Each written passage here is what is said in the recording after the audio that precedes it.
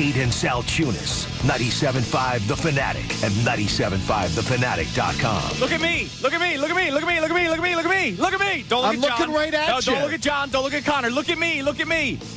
That was my impression of Nick Sirianni. Ah, very good. Thank you. You're not much of a method actor. Really glad the Eagles won a football game yesterday. That's about it. It's Kincade and Salciunas, 97.5 The Fanatic. This is Kincade and Salciunas. Yesterday, the Eagles return from their bye week and take down the Cleveland Browns to bring their record to 3-2. Now, they prepare for a matchup with their hated division rivals, the New York Giants. Kincade and Salciunas. John Kincade, Andrew Salciunas. 97.5 The Fanatic and 97.5thefanatic.com. Hey, good Monday morning, Philadelphia. I'm Andrew Salciunas alongside my man, John Kincade. Johnny, look at me, look at me, look at me, look at me, look at me. Good morning. I look at you every morning. I look at Connor, too. Sometimes it's staggering, but you guys look good this morning. We all look rested today. We all have hair. we do. We do. What the hell? All right. We're going to talk about the game. There's so much to talk about. I don't even know. Here's the problem, though. Nick Sirianni is the reason why we're not just going to talk about the game. And that freaking sucks. Because ultimately, if you're just looking at the box score, which you should not, do not just look at the box score. Ultimately, Jalen Hurts probably played his best game of the season. I think he did. He benefited from having his guys back, A.J. Brown, Devontae Smith, and he did it while losing Jordan Mailata at some point in the game and Dallas Goedert early on. So credit to you, Jalen Hurts. You played your best game of the season, in my opinion. You were careful with the football, not careless with the football. That was my favorite thing. Yeah, I mean, that was my favorite thing. That was it. It was a good football game for the quarterback. A.J. Brown coming back, 6 catches, 116 yards and a touchdown. Devontae Smith gets into the end zone. The defense got to the quarterback. They had 5 sacks yesterday. They only allowed 16 points. Now, here's a couple of things that I can also say. They're lucky they played the Cleveland Browns. And I feel very comfortable saying that. They are lucky that they played the Cleveland Browns yesterday. Everybody wants to point the Dallas Cowboys and how bad they looked yesterday. They played a good Detroit Lions team. How am I supposed to know that the Eagles wouldn't have a similar result? Maybe not as bad, but a similar result if they played the Lions, a good football team, as opposed to the Browns, who fought a 1-5. And Deshaun Watson might be the worst quarterback that has gotten a big contract that I've ever seen play in my life. He's really bad. Could just be karma coming back. It could, well, yes. Could very well be coming back to get him. I think the Eagles. Now, this is where I will disagree with a lot of people. I think the Eagles beat a lot of teams in the NFL yesterday. Okay, with that effort. I think that the punt block is the kick block is a fluky play that I'm going to write off. That would have been a much different game without that. I think they beat a lot of teams, but they don't beat the Lions with that. No, they don't beat the Commanders with that. They don't beat the best teams in the NFL with that. They beat a lot of teams playing like that. They got to play a hell of a lot better. But I feel very promising about what I saw out of Jalen Hurts. Yeah, I mean, he had his best game of the season. And the young defense. But 2 guys they got in the draft this year at the top of the draft. Yeah, Cooper DeJean was tremendous yesterday. I got to tell you, that was the buzz of the press box and then the press corps for most of the day of other people I interacted with. People kept bringing up, wow, DeJean looks like he certainly belongs. Yeah. Or if you listen to Kenny Albert, which you were in the press box Thank yesterday. God I didn't have to. DeJean. Oh, no. DeJan. I heard he said 5 different names. Out of the second half, he started saying it correctly. Somebody must have gotten to him like, yo, Kenny. It's DeJean, bro. It's not that hard. This is how you say DeJean. You say Dijon mustard for a couple of plays. But what I will say is this. As someone who was there with a large press corps. Yes. The Nick Sirianni and anybody who tries to spin it other ways There's no way to spin is full of crap. Nick Sirianni has made himself the story yet again. And that's bad because the football team wins a game. You're starting to see some good things out of the quarterback. You're seeing some great things out of the defense yesterday. You mentioned the young players yesterday. Hey, Moro Jomo, good for you, man. That guy actually had a pass rush. That guy actually got to the quarterback a couple of times yesterday. Hey, you saw Bryce Huff involved. Yes. And looking like he belongs on the field. There was a play where Jalen Carter gets the credit for the sack, but it was Bryce Huff coming off the edge that made Watson step up into the pocket, and he stepped up right into a behemoth of an individual in Jalen Carter, and Carter wraps him up. So, yes. He looked like he belongs on the field yesterday. And to me, look, I'm just going to say, there's so many things you can point to that are negative yesterday. I'll choose to go, let's talk about something else as far as with him, because he is just, look, it was progress on Huff. Progress. But, man, there's so much else to talk about. And part of it is, and look, we're going to get into the Sirianni thing. Oh, yeah, we'll be there. We're going to get into it. We'll be there. But before his antics come into play in the conversation, the game was once again not well coached. Defensively, fine. I'll give Vic Fangio his credit. No, but I think Vic Fangio deserves your credit. I think Nick Sirianni coached a horrible game in terms of time management.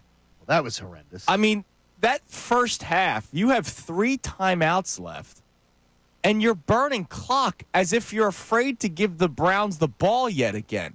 And here's what I guarantee you he tells you. Because yesterday's press conference, you couldn't really ask him many real questions. Yeah, because he brought the daycare with him. Because Family Matters was there.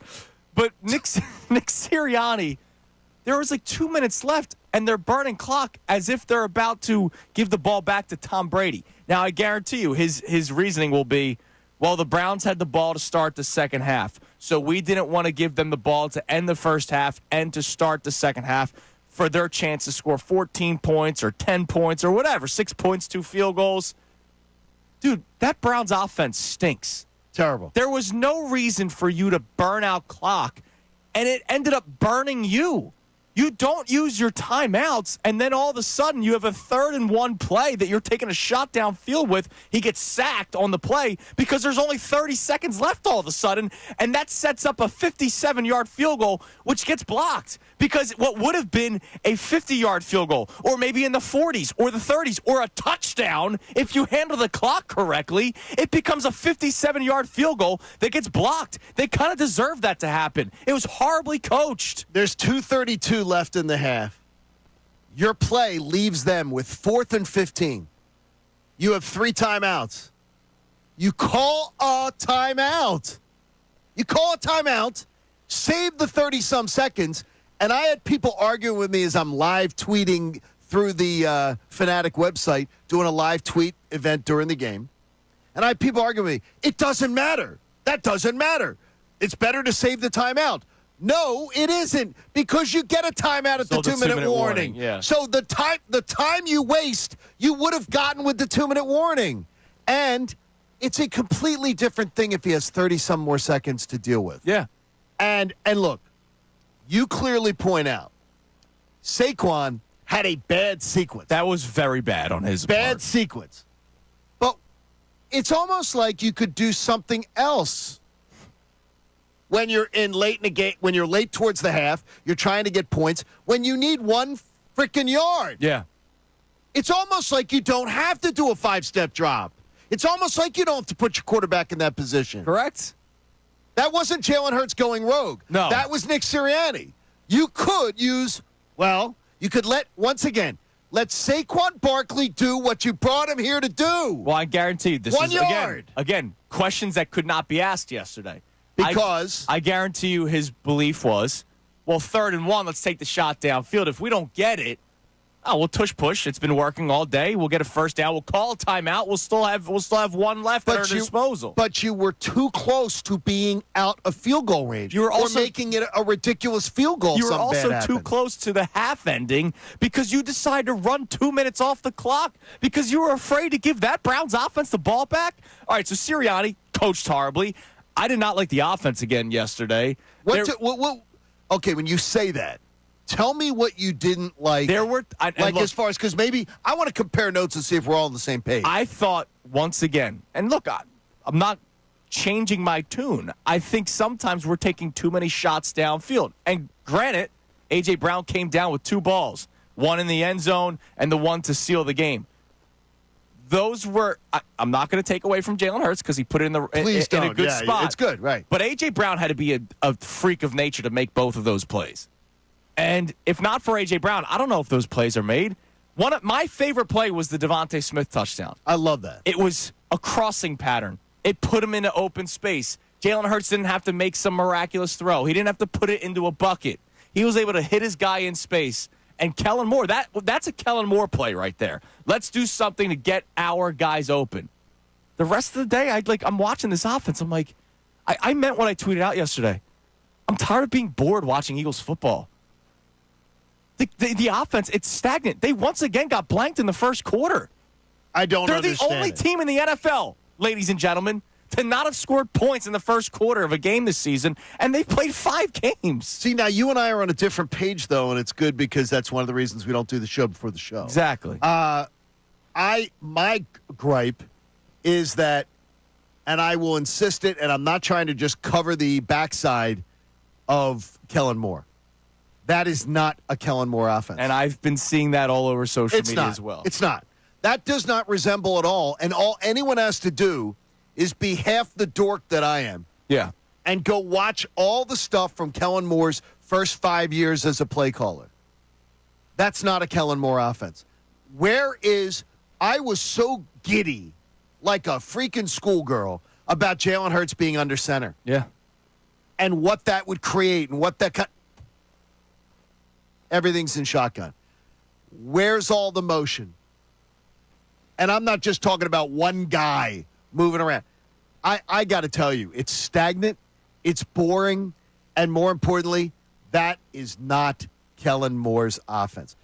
We all assumed, and we were wrong, that Kellen Moore was in here and was Vic Fangio was tossed. But we should have. I understand, but we were wrong. Vic Fangio was tossed the keys. He was told, "Drive the car, dude. This is your defense. We're not interfering with you." Kellen Moore, well, let's just say didn't interfere in the defense yesterday. By the way, well, he did. We'll get to that. Yeah.